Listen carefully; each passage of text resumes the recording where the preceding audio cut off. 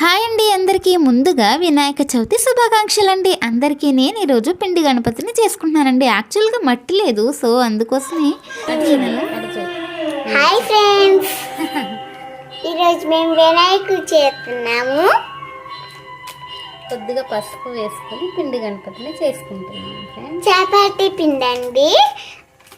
అయితే ఎస్కలేడు అక్కడేమో పాములు ఉంటాయంట.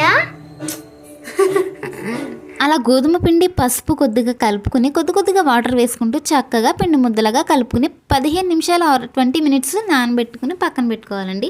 ఆ తర్వాత చక్కగా నానిన తర్వాత మనం పిండి గణేషుని చేసుకోవచ్చండి. మా పాప ఏమో నాకు రన్నింగ్ కామెంటరీ చెప్తూ ఉందండి, అలా చేయాలి ఇలా చేయాలని.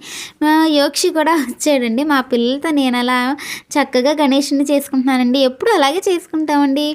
ఓకే ఫ్రెండ్స్, మీకు ఈ వీడియో నచ్చినట్లయితే లైక్ చేయండి, షేర్ చేయండి, సబ్స్క్రైబ్ చేసేసుకోండి.